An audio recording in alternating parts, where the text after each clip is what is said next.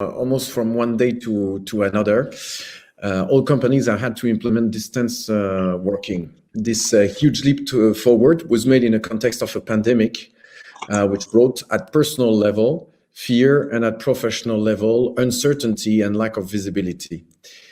And even last January, so a few months after, almost 1 year after the start of the pandemic, it looks like a mental shift occurred in many companies. The physical presence at work premises will no longer be 100% required. So that's a huge shift. In other words, there is no way back to previous organization. And yes, this change is perhaps a revolution in work practices that has huge implications in staff management. So this debate, although short, it will be 45 minutes, is designed to share experience from some of our members with the challenges they had to overcome, the solutions they have implemented, and the lessons to be drawn, and perhaps a vision of what the future of distance management would look like. So it can be summarized in one sentence. What you believe to be obvious is no longer obvious. We will have a few short presentations by our 4 panelists who are members of the HK Chamber of Commerce, and I will introduce them when they are going to speak. And so there will be a short presentation of 3 minutes each, and maybe we should start with Thomas Hermier. Your counsel indirect tax, and THG, it's a fiduciary which has offices in Belgium and Luxembourg. So a fiduciary traditionally does all kinds of services like account, taxations, payrolls, etc. And you have 125 employees for 2,500 clients. So 125 employees in Belgium and Luxembourg. So you have had issues with distance management. So you have the floor, please. So the challenge for us, I think, given the nature of our work, we're spending a lot of our time behind our laptops. I think installing remote work was not such a big challenge compared to other sectors, probably. I think also, like it was probably in all other companies already the case, people were asking already before the Corona situation to work some days a week remotely. And I think THG has always been quite open to it, as long as you got your approval of your team leader. I think in average you could spend 1 or 2 days a week from home. So I would say the rupture was in this respect not that big as, for example, in a factory or something. It was more getting everybody disciplined when registering yourself in the modules, because I think it's also a detail. I've only started at THG as from February this year. So maybe also a big part of the crisis, I was still working at my previous employer. So I'm not sure how it was here when the crisis struck at its hardest, when the offices were totally closed. But here we have a bit the luck that we are not down that far the rabbit hole of open spacing, flex desking, hot desking, you name it, that we still have quite big offices. Also, we have several regional offices. So it was possible for us to let people return bit by bit already quite early. And that's the situation where we are now. I think most people come now 2 days a week to the office. So it was feasible to arrange it. It was just getting everybody disciplined to now use your laptop speakers, your laptop phones, and register yourself and coming to the office. But that was a bit, that was how we dealt with it. And we're now, I would say, in a hybrid situation. People are working from home, but also people are already since half a year returning to the office 1 or 2 days a week.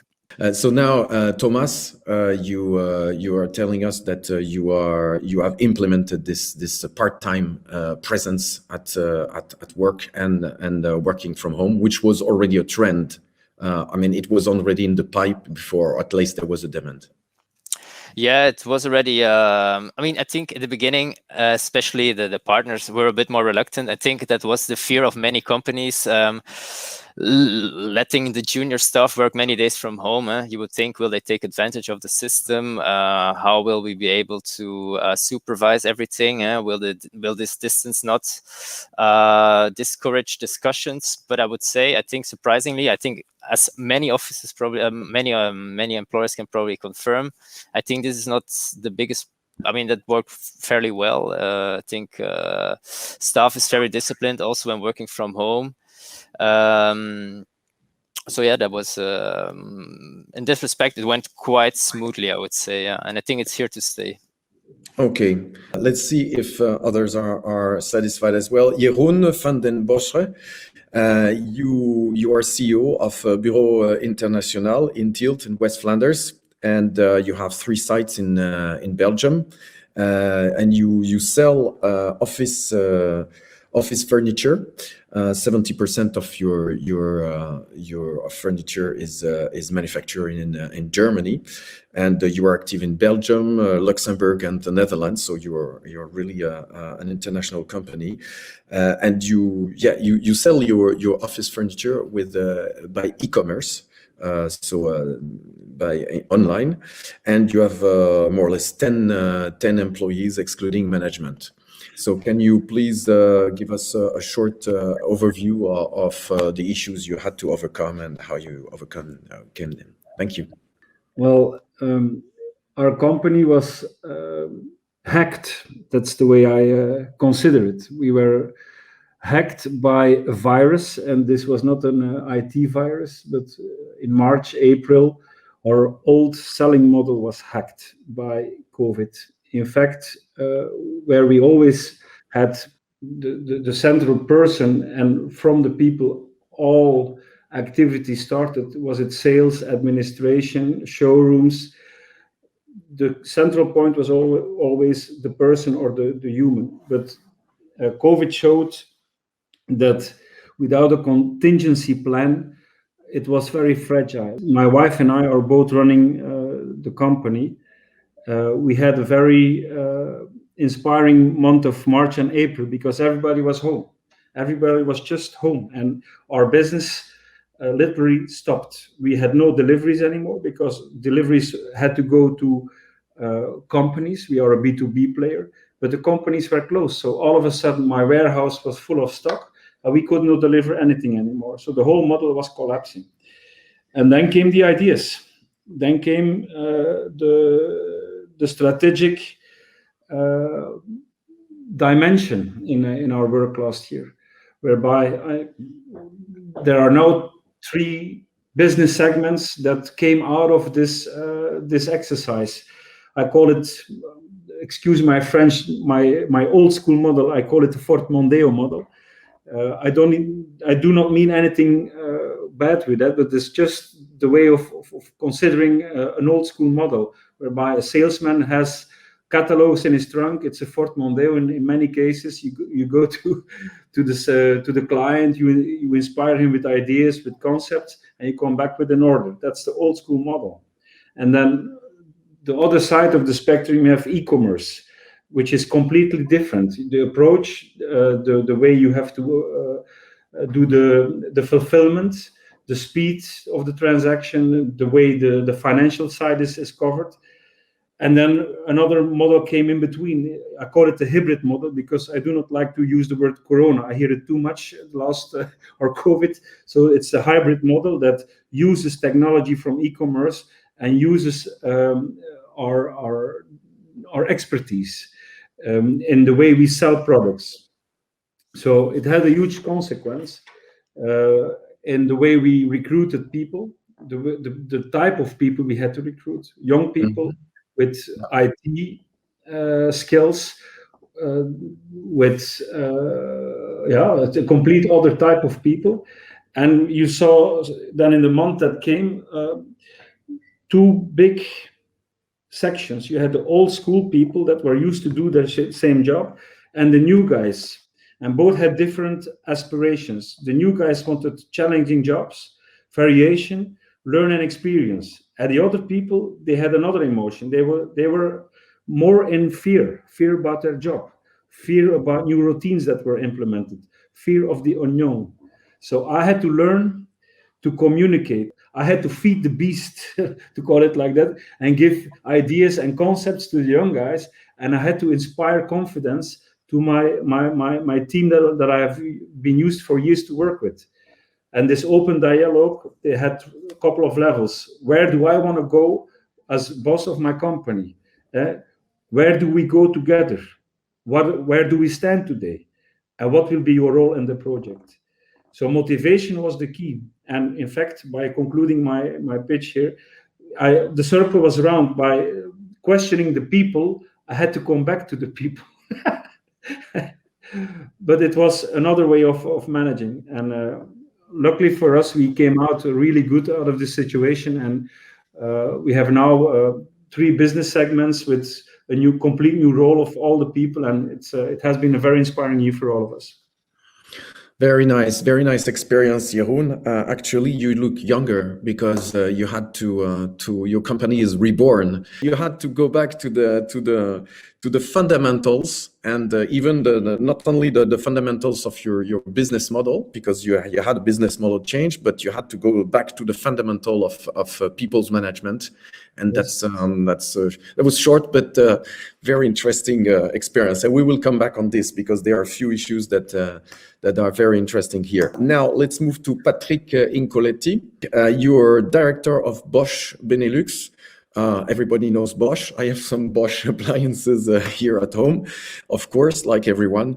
You have 30 locations in Benelux and 5,000 employees, and some of the locations are manufacturing and R&D facilities. What is the experience of a big company turning Corona-proof? Thank you. I think that as management, we made more problems than somewhere there were. When we are looking to materials, protection material, this went very fast. This is the advantage of a group like ours. Mostly masks, protection material, gels are bought centrally. So very, very fast at the start of COVID, at the start of the pandemic, we could protect our people. Looking to technical support and then looking to IT also, there we are lucky that we are working in a group that has a strong focus on IT, protection of IT. And before the start of COVID, we were in a kind of vibe with, let's say, enabling our people to use their own devices, own a smartphone, iPhone, or laptop to log in on the Bosch systems. So this also helped. And also as a multinational, we acquired experience in China at the start of the pandemic. Let's not forget that already November, December, the first signs were there in China, and we had issues in our production plants in China. And there we were able to fine-tune our systems on the new approach, which is home working. What we dealt with at that moment was maybe too less capacity in bandwidth, and we had to add some service. And the problems were solved. So materials, technique were not our issues. What was our issue? That's a cultural change. And especially the management made an issue out of it. We don't have the culture. We don't have the culture until now to have an organized homeworking policy. This means that Bosch has strong foundations, but is still quite traditional in the approaches. And depending on the site, because also there's a complexity, we have different sites, different approaches, different cultures also, because we are talking about the Benelux here. But depending on the environment, people mainly worked at the office. And occasionally, in agreement with the manager, there was possibility to home working, but we did not have agreements about that. And this was a change that we had to do. Personally, I'm directly in charge of 2 companies, Bosch, one located at Brussels and one located on 3 different sites in the Netherlands. Well, due to the fact that we were, from a technical point of view, we were very strongly enabled, we could take the time to really support our people well, to make the shift from working at the office to the home working. But I think that we as management, we had more faith in our people. because finally we did it really in small steps, because we did not want to create panic. You have to imagine it was a time where you had all the fuss on the media with continuous negative messages, and of course people feeling unsure, uncertain.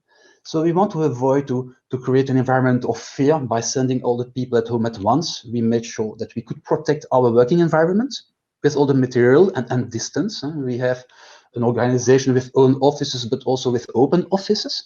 So this gives us flexibility, and at the same time, we could ramp down the presence in our sites step by step, always checking, hey, how are people dealing with it? How are our managers dealing with it? How are our systems dealing with it? And finally, this went so smooth, we did not have issues. And people today, very fast, were quite well satisfied about this approach and about working, doing home working. But it places us before other challenges, of course. We had to change our way of communication. We also have a decentralized approach. This means that we leave a lot of work to our managers. As senior management, we are going to create a kind of structure. We are going to give directives. But finally, it are local managers who knows best their people, their associates, who needs to take the measures to deal with their associates locally. And depending on the culture, Belgium, Netherlands, Luxembourg. But also this went well. We saw that with crisis committees, crisis meetings, we were able to communicate well.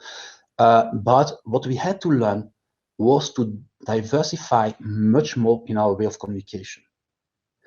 And especially at the start, this was difficult because, as I explained, we did a ramp down from full presence on the sites to home working in steps.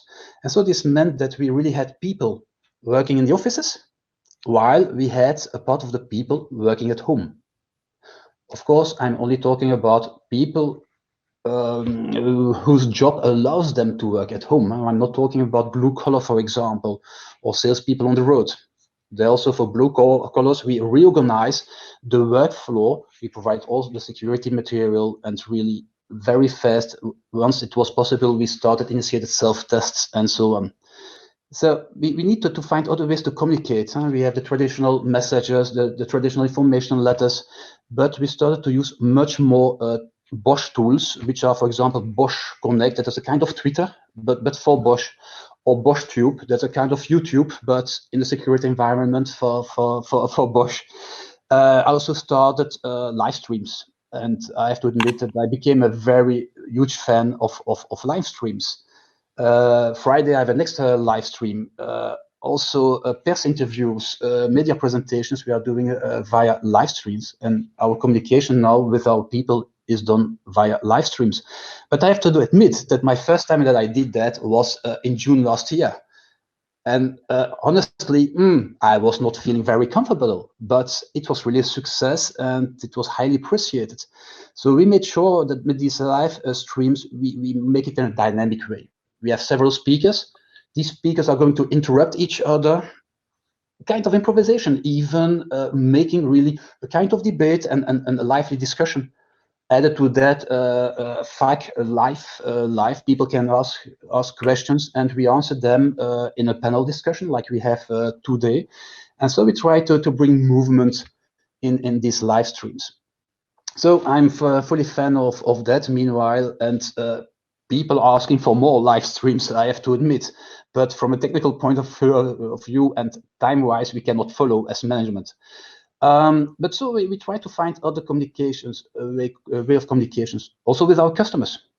For example, we have trainings, technical trainings, and we are in automotive business mainly, or in power tools. Well, there where in the past people came on site, received live training.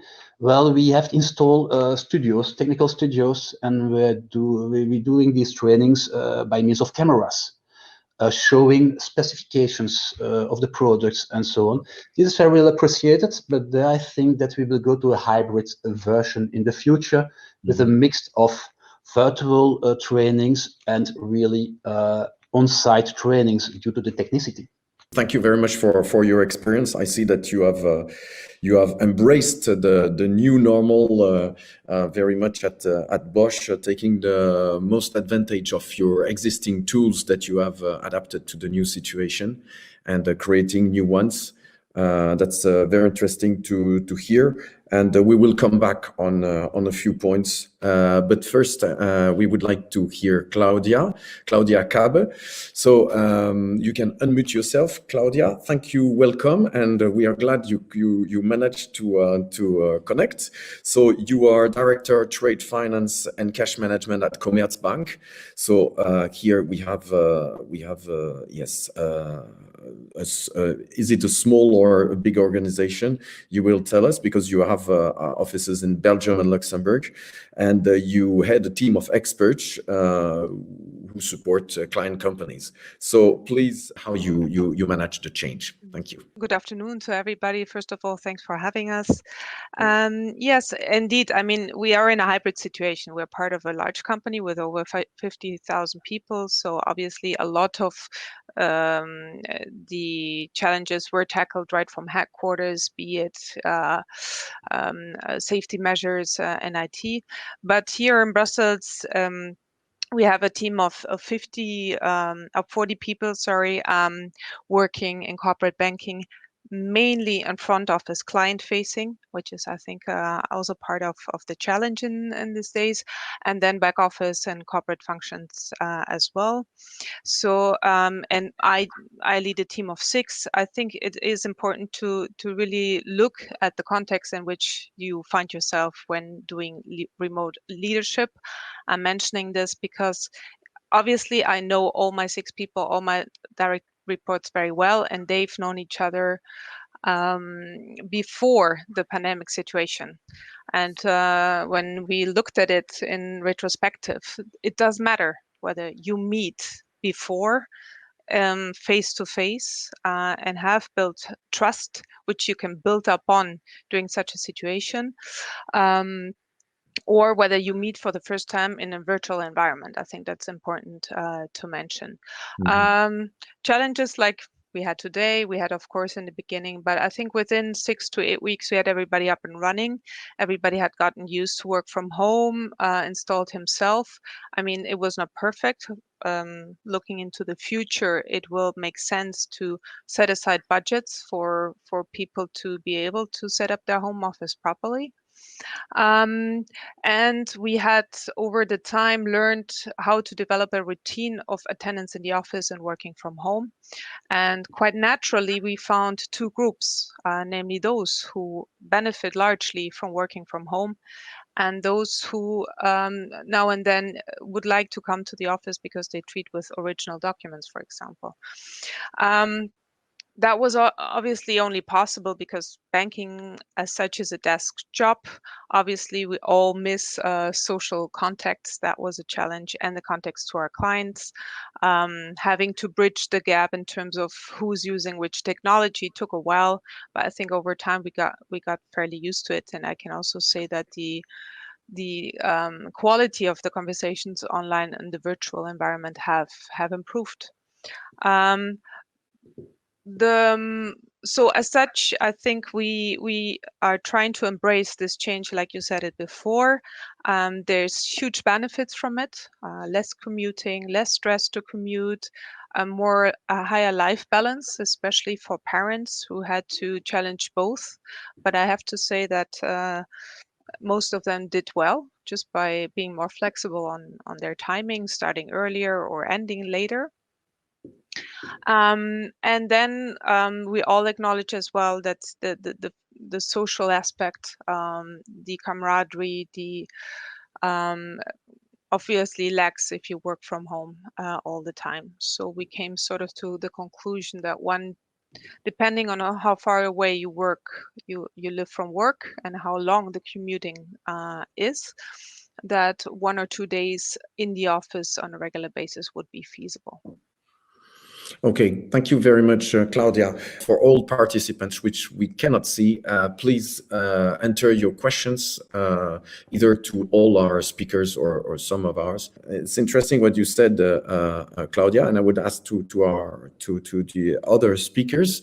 Do you feel that your employees are happier or less happy? How do you see the change of mood? Because it's important as the first thing. Jeroen, maybe we start with you. It depends if it's Monday or Friday. I can assure you that on Friday afternoon they're happier. But this is probably not the answer you wanted. The main thing is when a person is in uncertainty or in fear, he will most likely be not very happy. So we're now 1 year after COVID. I don't look back. For me, I look to the future. And what happened the last 12 months or 14 months, that is past already. So we learned a lot of it. And what I now try to do is communicate more active with the people. And of course, when you give the direction and be very clear about where we go and the different tasks of the people, it's because I have the luck to be in a very small company, I can be very close to my people. So I see it immediately when there is something wrong, but most of the times it has few things related to the business. There is always an interaction with the home situation, the family situation, things that happen in their private life.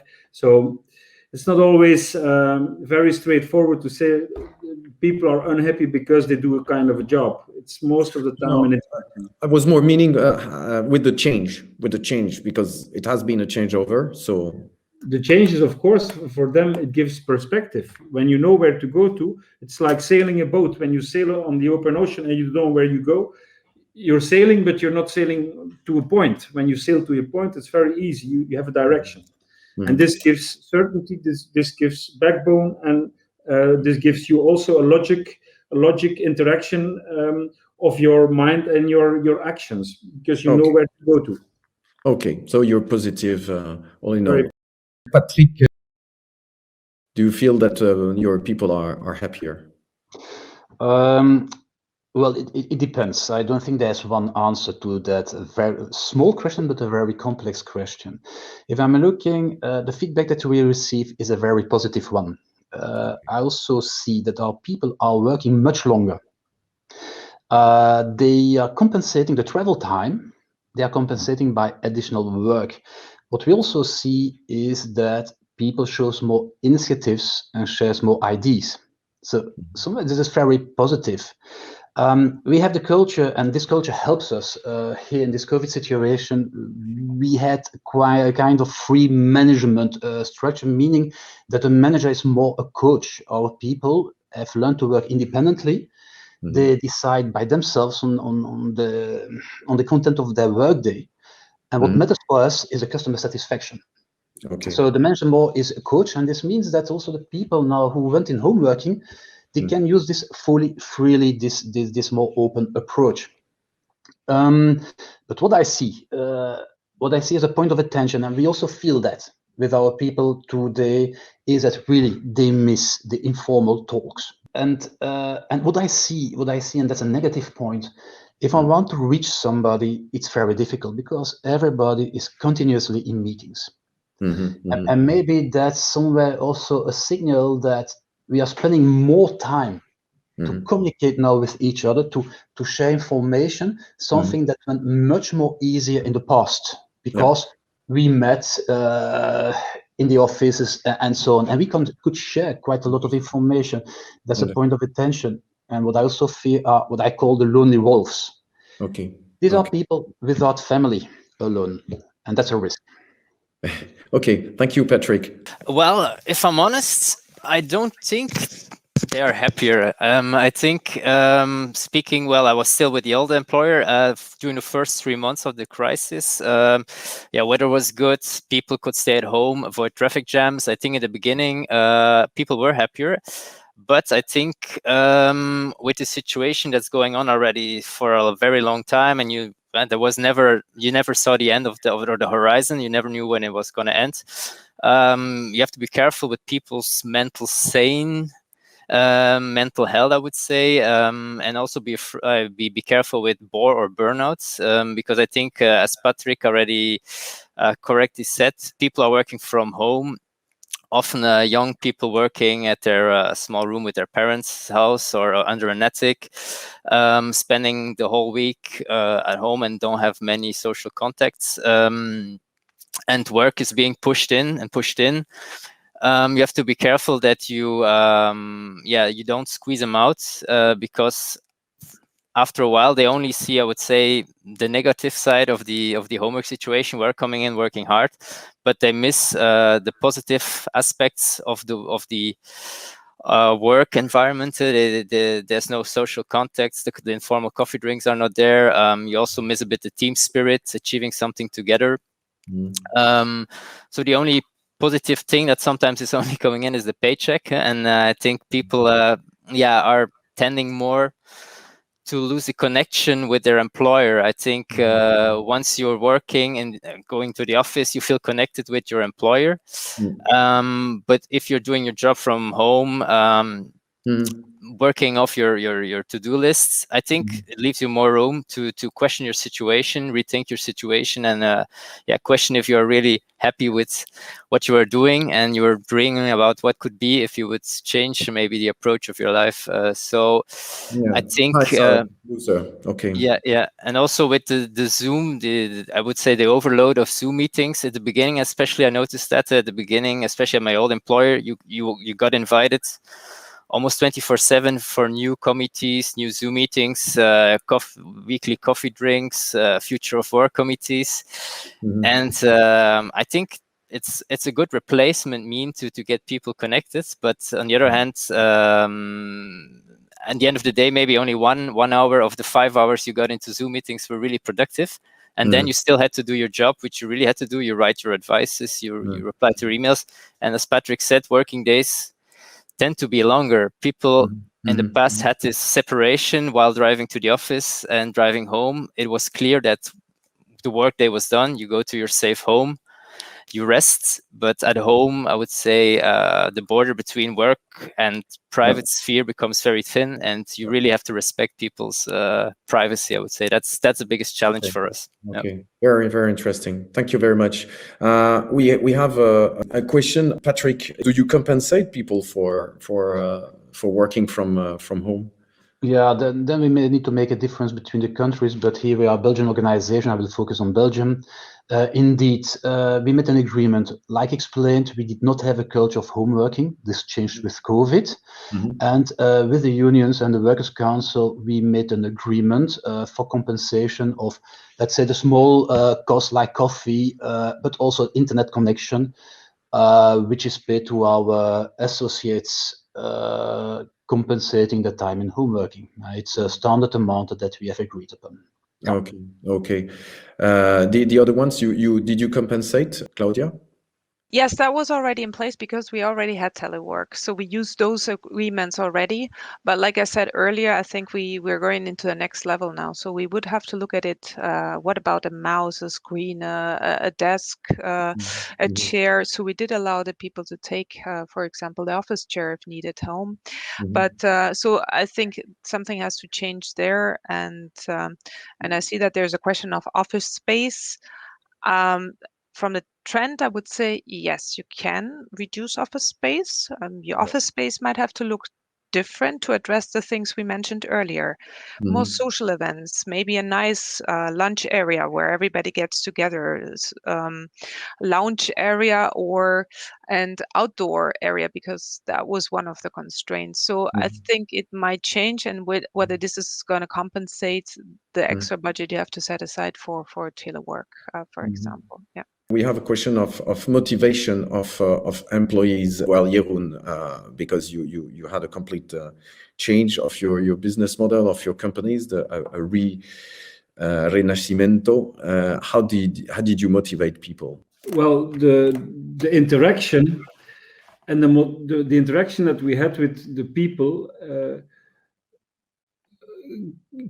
gave motivation. And I will tell, we entered as a company in dimensions and business projects where we had no experience. I'm an old school guy. I'm 50 years old. I have an old school formation. I feel, as with the experience, you learn where you have to move the boat to. You, as a captain of the ship, you know where to go to. So this helps to give the direction. But what I learned is that if you hire people with certain skills that are not yours, and you put them in front in these projects, you put them really in front. You're now in charge of this project, and empower yourself. And I guide you with my experience, but you'll have to trust on your own person or personality and your own skills and competences to fulfill the job. And if you have problems, you come back to me. And this way of working was completely new to me. In my old school model, my interaction and my link to the commercial files or administration was always very present, omnipresent. Whereas in the new businesses that are coming, my role changed for much more background, and the people are much more in the foreground. But I must recognize that this way of working, you see them more happy because they are, of course, there is a certain control, and the guidelines to work are very clear for everybody, but they can organize their work themselves. They know the objective, but how to fulfill it, they do it themselves. You work from home, you work from home. You want to do a team meeting here with people, you do it. You can organize yourself. And this was for me a game changer, and for my people as well. I think it's you can put it into two words, what Jeroen also just explained. People need a purpose and a mission. And that has maybe become more important. But nobody works for me or the employer. They work for the clients, for client satisfaction, for job purpose, for satisfaction out of it, maybe for the money, but that's short time. So purpose and mission is extremely important. And then people will rise to the occasion. And those who overshoot, you might have to sort of coach. But I think that's here to stay. We have just scratched the varnish, of course, of this debate of distance management. But I thank you. I thank you all. I hope that the audience liked it, and I'm sure that well, we will come back on this one day. Thank you, Jeroen. Thank you, Claudia. Thank you, Patrick, and thank you, Thomas. And thank you for HK for doing this, for holding this debate today, and see you next time. Thank you very much. Bye-bye.